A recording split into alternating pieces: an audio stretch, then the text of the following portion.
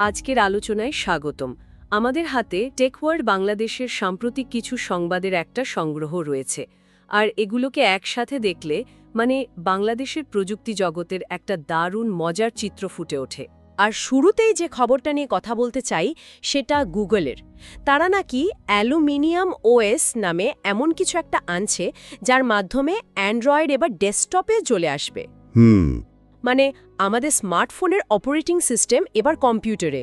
ভাবতেই অন্যরকম লাগছে। ব্যাপারটা আসলেই অনেক বড়। এখানে গুগলের দীর্ঘমেয়াদী পরিকল্পনাটা বুঝতে হবে। দশকের পর দশক ধরে ডেস্কটপের বাজার মূলত দুটো কোম্পানির দখলে, মাইক্রোসফট উইন্ডোজ আর অ্যাপল ম্যাক ওএস। ঠিক। গুগল তাদের ক্রোম ওএস দিয়ে চেষ্টা করেছে, কিন্তু অ্যান্ড্রয়েডের মতো সফলতা পায়নি। এখন তারা তাদের সবচেয়ে বড় অস্ত্র অর্থাৎ অ্যান্ড্রয়েড ইকোসিস্টেমকে মোবাইলের বাইরেও ছড়িয়ে দিতে চাইছে। ভাবুন, কোটি কোটি অ্যান্ড্রয়েড অ্যাপ ডেভেলপারদের জন্য এটা কত বড় একটা সুযোগ তৈরি করবে। কিন্তু আমার একটা প্রশ্ন আছে। বলুন। গুগলের তো অলরেডি ক্রোম ওএস আছে ল্যাপটপের জন্য, তাহলে আবার ডেস্কটপের জন্য অ্যান্ড্রয়েড কেন? এটা কি নিজেদের সাথেই প্রতিযোগিতা করা হচ্ছে না? খুব ভালো প্রশ্ন। এখানেই কৌশলটা লুকিয়ে আছে। দেখুন, ক্রোম ওএস মূলত একটি ওয়েব কেন্দ্রিক অপারেটিং সিস্টেম। এর মূল শক্তি হলো ব্রাউজার এবং ক্লাউড ভিত্তিক কাজ। আচ্ছা। কিন্তু অ্যান্ড্রয়েড হলো অ্যাপ কেন্দ্রিক।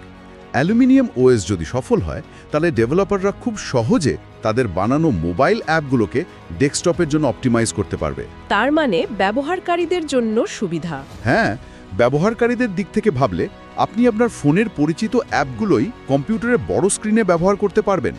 ফোনের গেম কম্পিউটারে খেলা বা ফোনের এডিটিং অ্যাপ দিয়ে কম্পিউটারে কাজ করা সবকিছু অনেক সহজ হয়ে যাবে। দুটো ওএসের লক্ষ্য আসলে ভিন্ন।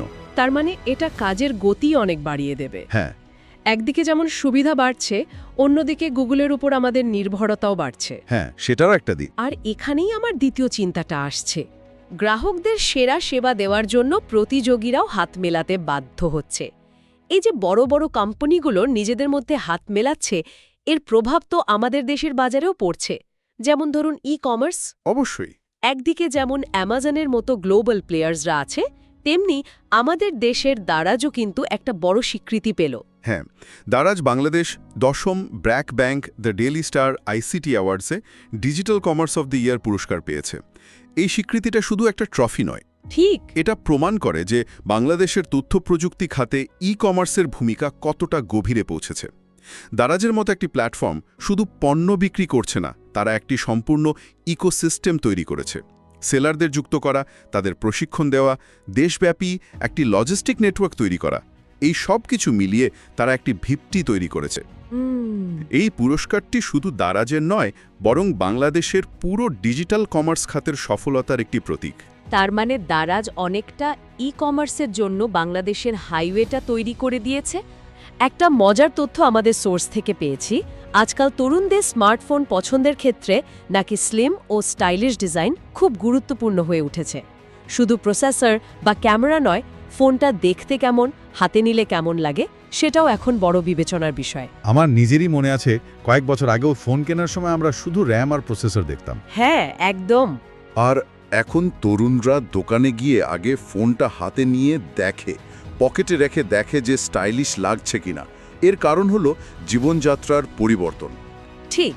সূত্রেই যেমন বলা হয়েছে, ছাদে আড্ডা, ক্লাসের ফাঁকে স্টাডি সেশন বা ক্যাফেতে যাওয়া, এই সব কিছুর সাথে ফোন এখন শুধু একটি যোগাযোগের যন্ত্র নয়, এটি তাদের স্টাইল এবং ব্যক্তিত্ব প্রকাশের একটি অংশ হয়ে গেছে। স্মার্টফোন এখন একটি ফ্যাশন স্টেটমেন্ট। এটা একদম সত্যি। আমার ফোনটা এখন আমার মানি ব্যাগের চেয়েও বেশি সময় আমার সাথে থাকে, তাই এটা দেখতে কেমন তা অবশ্যই গুরুত্বপূর্ণ।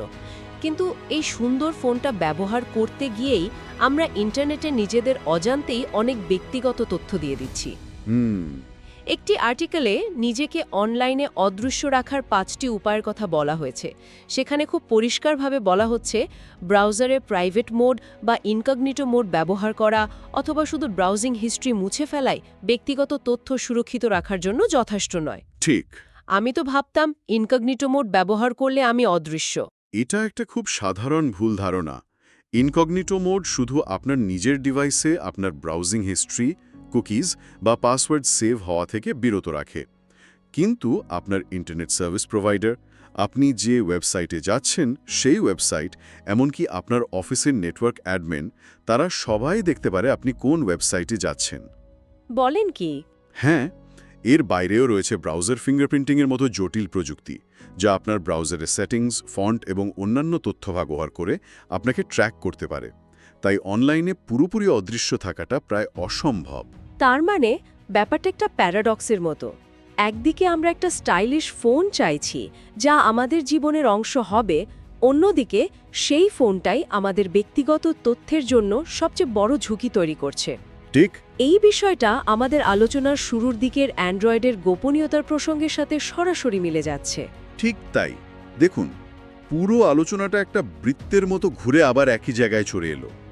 একদিকে আমরা ফ্যাশন এবং জীবনযাত্রার অংশ হিসেবে প্রযুক্তিকে গ্রহণ করছি, সুন্দর ফোন ব্যবহার করছি, বিভিন্ন অ্যাপে নিজেদের জীবনযাত্রা শেয়ার করছি। অন্যদিকে আমাদের ব্যক্তিগত তথ্য সুরক্ষিত রাখার জন্য সচেতন হতে হচ্ছে।